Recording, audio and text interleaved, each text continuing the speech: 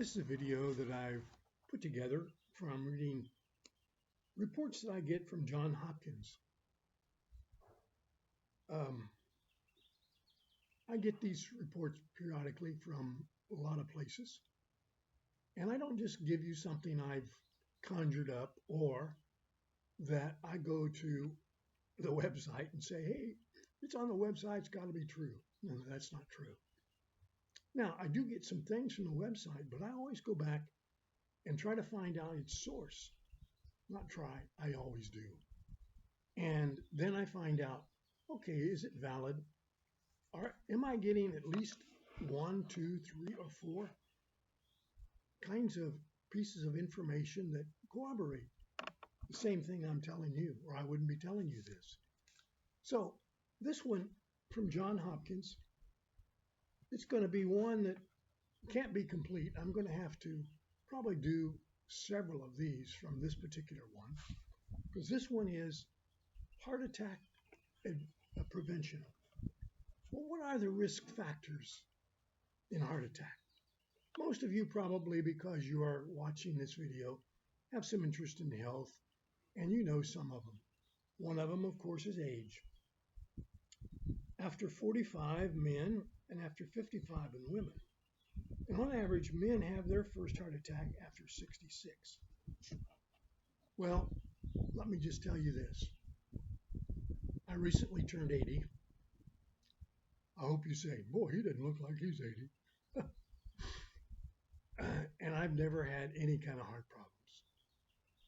In one of my recent videos, maybe you just watched it, I indicated that pretty much for 40 years I've taken vitamins and supplements, and I think that has really been help, but also generics, and you can't do a lot about that, obviously.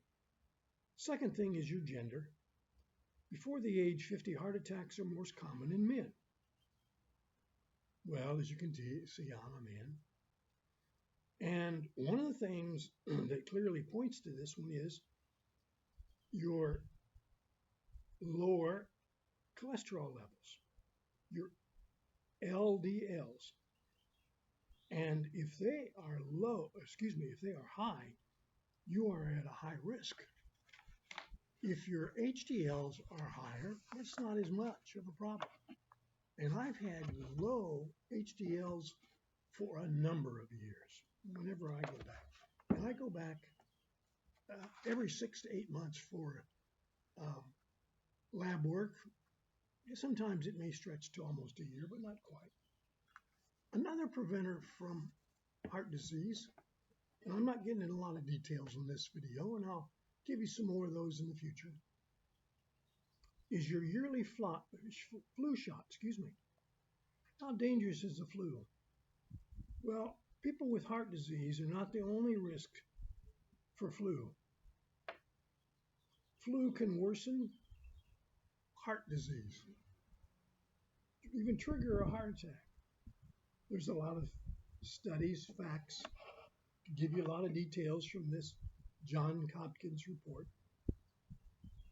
And it says, one of the facts, researchers estimate that 90,000 deaths from heart attack disease could have been prevented each and every year if they'd received an annual flu shot. Now, that's not me. It's Johns Hopkins indicating they've had some researchers doing this. Now, I said to you, I'm 80. I have never taken a flu shot till this year. I've taken my first flu shot this year. It's now coming to the end of April. Thank you, Lord. I've not had a single instance or thought, symptom, whatever you want to call it, that I've had the flu this year. Nothing. Well, and most of you know, as we're watching this one, we're in this dreaded virus disease that's sweeping the entire world. Well, some of the symptoms for it are kind of like flu. In fact, most of them are the same. Well, I've had no symptoms of either, of course, but I've stayed uh, in and not gone out and tried to protect myself. And, my daughter and son-in-law, who I'm now living with, is the year 80. They have done that too, and they've been helping take care of me. Anyway, flu shots are beneficial. And I know a young lady who is, I think, 89. I say young lady a little in jest, who says she's never had a flu shot. I hope she never has to regret not having one. I told her I got one for the first time this year. She didn't say a word. Don't know that she anticipated getting one or not. I don't know. But if you've never gotten one, get one. John Hopkins recommends it, and it'll prevent some of the diseases that are around flu. And of course, this coronavirus. Well, of course, the other factors in heart disease are things that you have to have tested, like blood clots. I've been tested recently, as recently ago as 9 months, a thorough blood clotting test up and down my legs, my arms, all over my body. It probably lasted for 45 minutes to an hour. I came out smelling like a rose, if you want to call that. I sometimes use that with regret because we know roses have thorns, don't we? Well, no, anyway. I didn't have any blood clots. And kidney disease, never any indication I've had kidney disease. And one reason that people with kidney disease are likely to have heart attack risks are they sometimes will have high blood pressure, elevated cholesterol, triglycerides, diabetes, secondary or sedentary lifestyle, older age. Before doing this video, I was just out walking. I did 33 minutes in my um, neighborhood. And I'm going to tell you a little bit of the rest of the story and why it was important that I walk 33 minutes. And now I try to walk every single day to prevent sedentary, as now I've reached 80. Recently, I had a mass on my pancreas. It was cancer. I had it removed in what was called a Whipple surgery.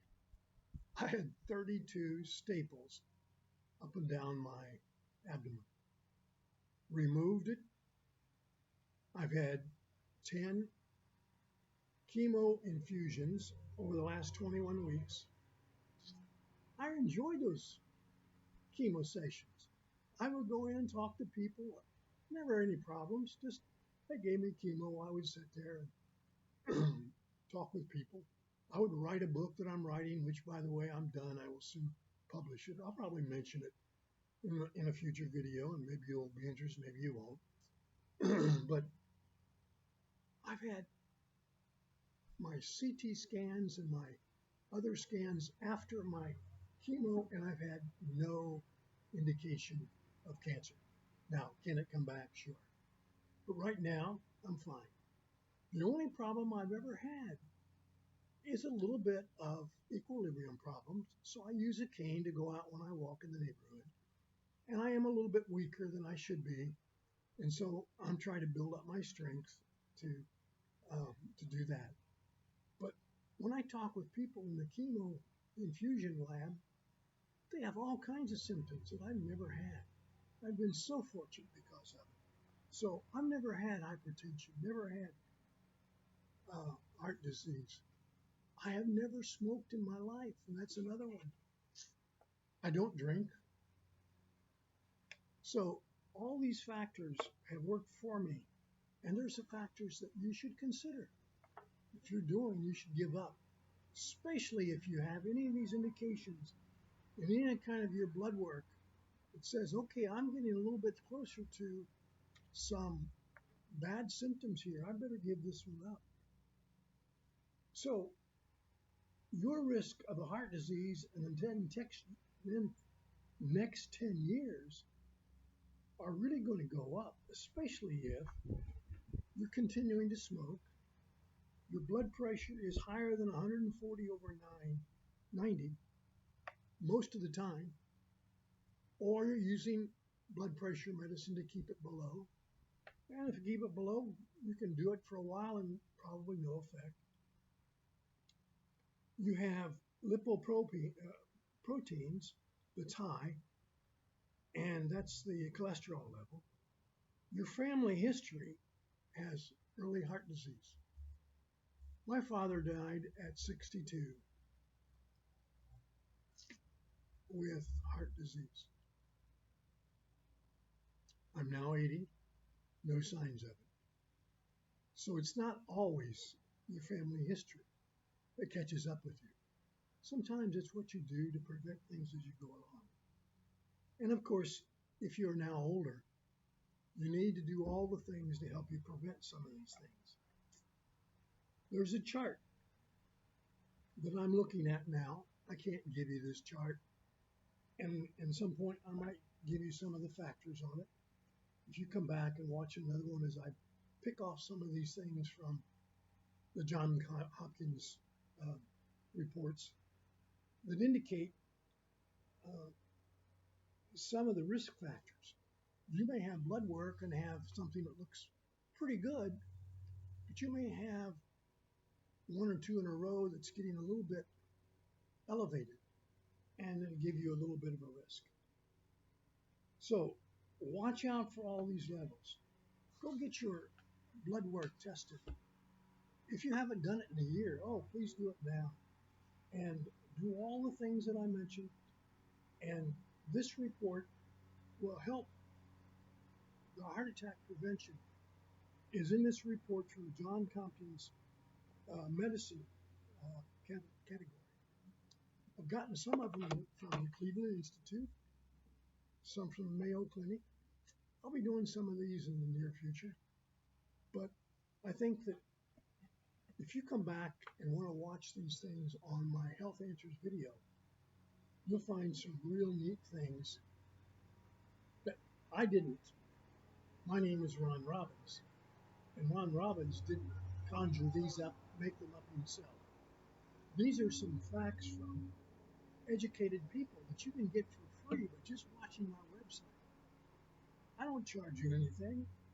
All I ask is, like me on my Facebook, go to my YouTube account, sign up for my YouTubes, and you'll find some others, as you will on my Facebook too. And as I always say when I end these or others, may God bless you, and I want to ask that you will be healthy in my Health Answers.